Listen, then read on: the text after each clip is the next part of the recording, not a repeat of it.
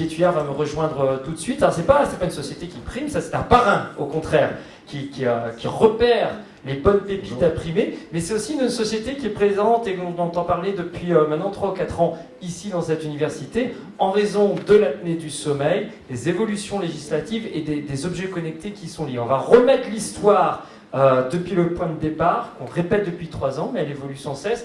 L'apnée du sommeil, d'abord, on précise que c'est une maladie qui est grave, c'est pas seulement des petits troubles du sommeil. Tout à fait, donc ce sont des patients qui ont fait des difficultés respiratoires la nuit, donc des arrêts respiratoires, donc ils ne se rendent pas compte en fait qu'ils ne respirent pas bien la nuit, et donc la journée peut avoir des fatigues, des endormissements au volant, et même à plus long terme, des problèmes cardiaques, etc. Ouais.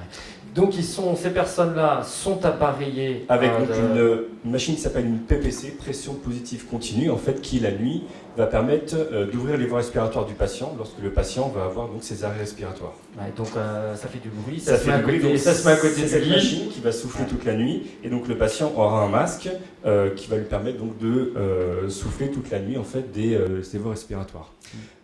Aujourd'hui, simplement en termes de chiffres, donc on a 3% de la population française qui est atteint de cette pathologie-là, et aujourd'hui donc on a 800 000 patients qui sont donc suivis et donc suivis par cette pression positive continue. Alors 800 000 patients, ce qui n'est pas rien en France, suivis ou équipés de ce type de machine. Le hic, c'est que sur ces 800 000 patients, on en a entre 20 et 30% qui n'utilisent pas du tout, pas correctement cette machine. Comme vous l'avez dit, donc le traitement est très difficile et très contraignant. On a à peu près 20% de patients qui n'utilisent pas ou qui ont du mal à utiliser. La recommandation est d'utiliser en fait 3 heures par nuit, à minimum, la PPC. Alors tout ça pose plusieurs problèmes. Alors, un problème de santé pour des patients qui n'utilisent pas le matériel qu'on leur donne, très comprendre pourquoi.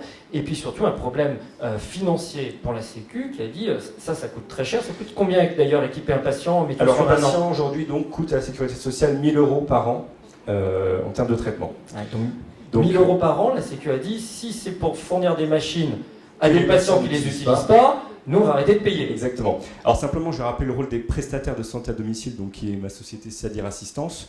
Donc nous, ça fait environ 30 ans que nous existons sur Midi-Pyrénées. Notre métier, nous, est de mettre à disposition à domicile donc, en fait, des appareils de type respiratoire, comme vous l'avez présenté sur la PPC, sur des maladies aussi ventilatoires, de l'oxygène aussi à domicile, et sur perfusion, nutrition et insuline.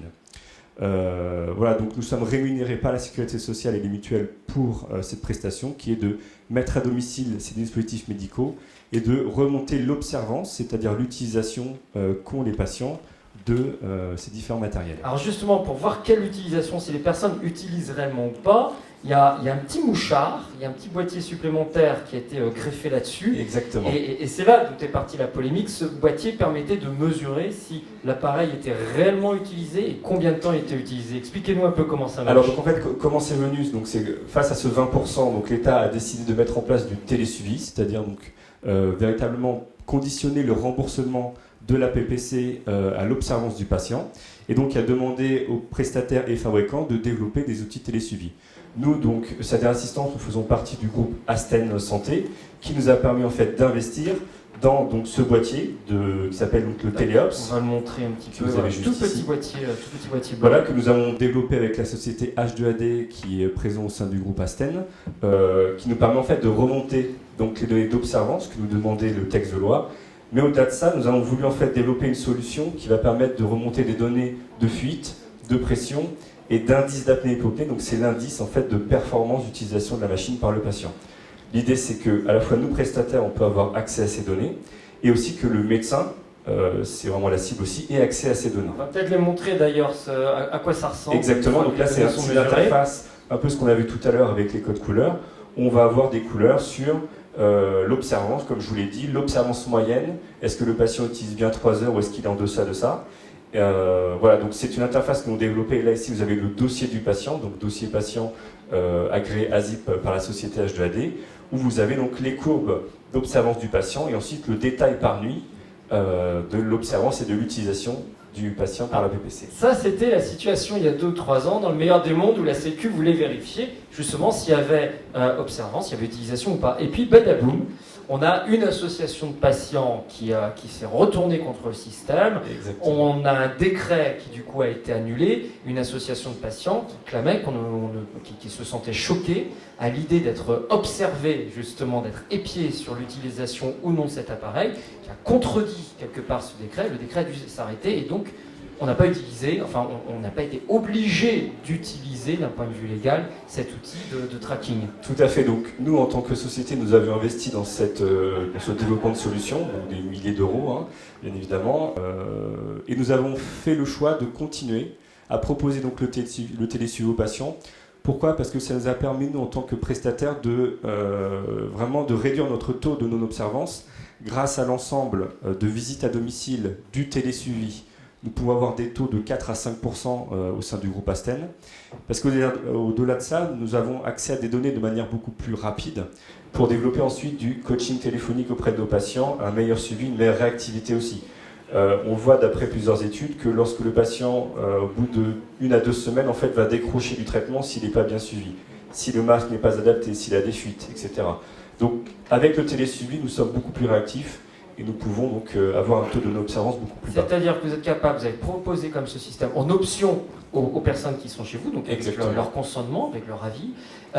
Vous regardez si c'est utilisé, pas utilisé. S'il y a un problème d'utilisation, vous rappelez la personne et vous essayez de comprendre pourquoi elle n'utilise plus la machine. Et après, on va arriver dans des notions, comme vous l'avez compris, on est dans la chambre du patient, ça peut être le conjoint ou la conjointe qui est dérangé. C'est pour ça que nous avons aussi des psychologues, etc., qui vont se mettre en relation aussi avec le patient. On se rend compte que ce n'est pas finalement que médical, il faut vraiment prendre en compte l'ensemble de l'environnement du patient à domicile. Et lorsque l'on a cette prise en compte avec des professionnels de santé de l'environnement du patient, est-ce que vous observez derrière, finalement, au bout d'un an ou deux de tests, une meilleure observance, une meilleure utilisation de cette machine ? Tout à fait, on arrive donc, comme je vous disais, à avoir des taux de non-observance de 4 à 5% au sein de nos structures.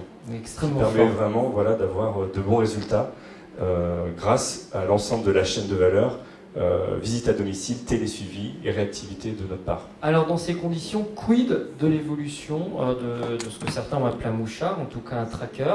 Est-ce que l'on va vers un nouveau décret ? Est-ce que l'on va vers une généralisation de l'utilisation de cette machine ? Une obligation, effectivement, un non-remboursement si jamais elle n'est pas utilisée ? Alors en effet, donc, comme vous le précisez aujourd'hui, nous c'est sur nos fonds propres que nous avons développé et continué de développer le télésuivi en France parce qu'on y croit. L'État a besoin peut-être qu'on lui prouve que ça marche, donc nous continuons là-dessus. Nous avons confiance en fait vraiment sur la part du législateur de pouvoir reproduire un nouveau texte, car aujourd'hui donc nous ne sommes pas payés, c'est vraiment sur nos fonds propres que nous développons le télésuivi, que nous déployons en France. Aujourd'hui, donc, nous avons apparié plus de 5000 patients sur l'ensemble de la France avec ce dispositif de télésuivi. Et donc, ils sont contents avec un très très faible taux de non-observance. Tout à fait. Donc, on attend le prochain épisode, qui va être un épisode encore législatif. Voilà, au-delà de ça, donc, nous avons, donc, avec cette plateforme et le Twitou, nous pouvons aller beaucoup plus loin, des suivis de tension, de poids, comme on évoquait tout à l'heure. L'idée, c'est vraiment d'avoir une structure un peu globale. Je pense que vous avez le schéma juste après. Hop là, pardon. Voilà, autour de ce Twitou, vous avez la plateforme médicalisée d'H2AD qui peut en fait remonter beaucoup de données auprès du médecin et via donc après un système d'alerte et de filtre, on va pouvoir alerter le médecin sur des changements de poids rapides, etc. etc. Parfait.